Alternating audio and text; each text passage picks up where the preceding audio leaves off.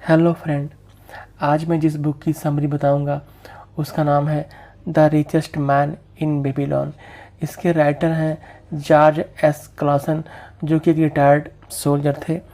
अगर आप financial wisdom या फाइनेंशियल फ्रीडम की बात करते हैं तो ये एक बहुत बेस्ट बुक है, जिसको लर्न करके आप मनी का मैनेजमेंट सीख सकते हैं और आप एक पुअर से रिच पर्सन की तरफ मूव कर सकते हैं।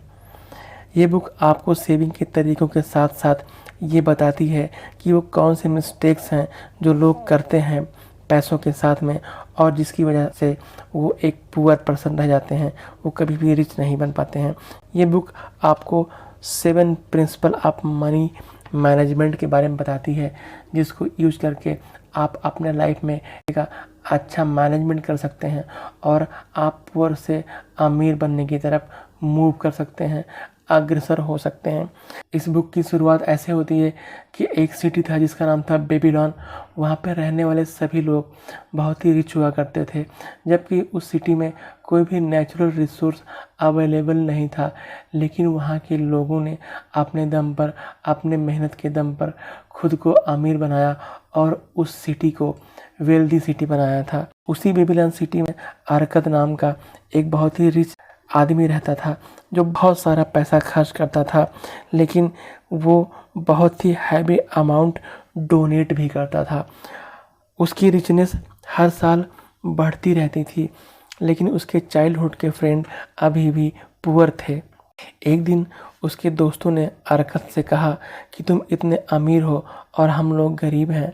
एक समय ऐसा था कि हम लोग एक जैसे गरीब थे, तुम इतने अमीर कैसे बन गए? तब अरकत ने कहा, तुम्हारे पास पैसा नहीं है, तुम गरीब हो, इसका मतलब तुम लोग दौलत या अबंडेंस इकट्ठा करने के नियम को नहीं जानते हो। और अरकत ने कहा कि यह नियम मैंने अल्गमिस से सीखा है। अल्गमिस ने मुझे बताया कि अपने ज़िंदगी में हर काम के लिए आप सबको पेमेंट करते हैं। जैसे फॉर एग्जांपल, आप अपने घर के काम के लिए ग्रोसरी शॉप को पेमेंट करते हैं, हेयर कट सैलून को पेमेंट करते हैं, जनरल मर्चेंट को पेमेंट करते हैं, लेकिन आप कभी भी अपने लिए खुद को कोई भी पेमेंट नहीं करते हैं और इसलिए आप पुअर बने रहते हैं। अरकत ने 7 सीक्रेट्स अपने फ्रेंड के साथ शेयर किए, जो कि इस तरह हैं। Start thy wallet to fattening. अपने वॉलेट को, अपने पर्स को मोटा करना स्टार्ट करिए। मतलब है कि अपने बैंक में पैसे इकट्ठा करिए। अपने पर्स में डाले गए 10 कॉइन्स में 9 ही कॉइन्स बाहर निकालें। अपने इनकम का 10% हमेशा अपने लिए बचा कर रखें, मतलब वो 10% आप खुद को दीजिए। अरकत ने कहा कि मैंने भी इसी तरह से शुरुआत की थी। एक डलिया या बास्केट में डेली 10 अंडे डालकर सिर्फ 9 अंडे निकालते हैं तो एक दिन डलिया अंडों से भर जाएगी। यही नियम आपके सेविंग पर भी लागू होता है और ऐसा करके आप एक सेविंग अमाउंट अपने लिए बचा सकते हैं। नंबर 2 है कंट्रोल द एक्सपेंडिचर। अपने खर्च को नियंत्रित करें। अरकत ने कहा कि हमारे खर्च हमारे इनकम के रेशियो में बढ़ते रहेंगे जब तक आप इन्हें कंट्रोल करने की कोशिश नहीं करेंगे।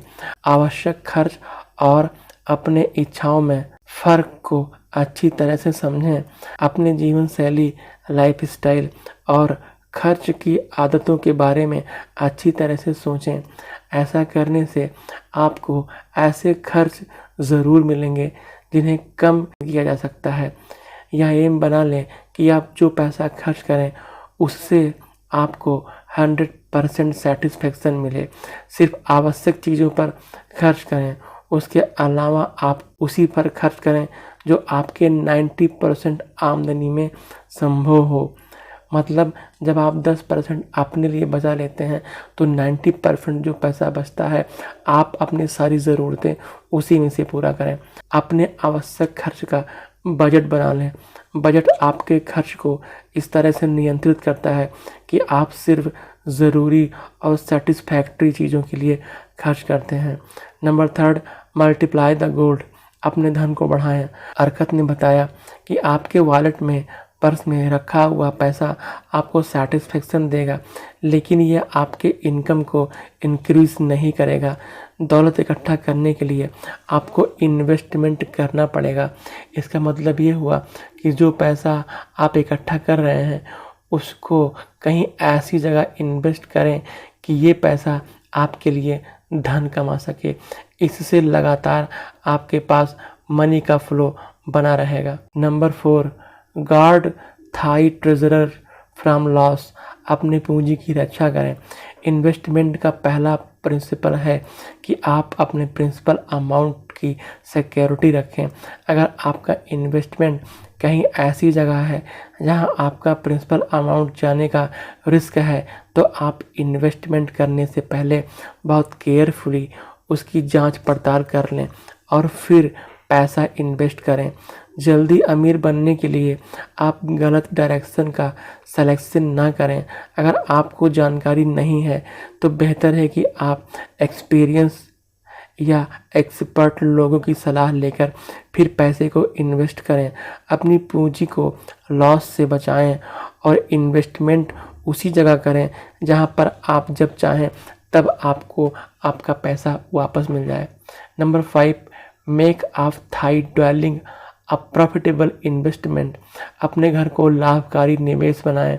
अरकत ने बताया कि लोग अपने इनकम का 10% इसलिए अलग रखते हैं कि फ्यूचर में वो पैसा काम आ सके।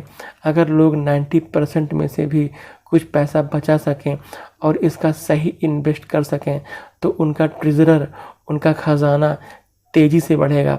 अरकत ने ये भी बताया कि हर आदमी का खुद का मकान होना चाहिए जिससे खर्च कम हो जाता है। प्रिंसिपल नंबर 6 है इंश्योर द फ्यूचर इनकम। भावी आमदनी सुरक्षित करें।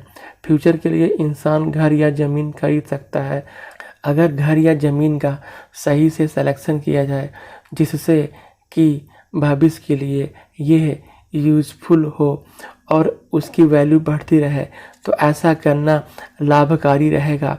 फ्यूचर में इस प्रॉपर्टी को बेचकर अपने गोल को अचीव किया जा सकता है। इसके अलावा इंसान नियमित रूप से बैंक में छोटे छोटे अमाउंट डिपॉजिट करके अपने इनकम को बढ़ा सकता है।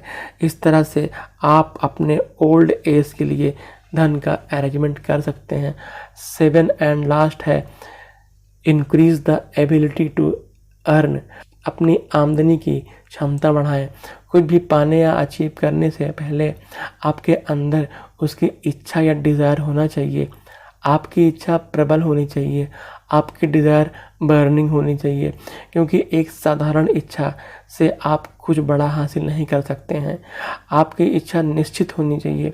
आपकी इच्छा अगर अमीर बनना है तो इससे कुछ नहीं होगा, लेकिन आपकी इच्छा अगर है कि आप 50 लाख रुपीस पर मंथ कमाना चाहते हैं तो यह एक निश्चित इच्छा है जिसको पूरा किया जा सकता है। अपनी एक निश्चित छोटी डिज़ायर को पूरा करना सीख कर एक बड़ी डिज़ायर को, बड़ी इच्छा को पूरा किया जा सकता है। ये 7 प्रिंसिपल हैं जो the richest man in Babylon में बताए गए हैं, जिसको फॉलो करके आप अपने लाइफ में मनी को मैनेज कर सकते हैं। प्लीज़ मेरे वीडियो को लाइक एंड सब्सक्राइब करना ना भूलें। Thank you for watching.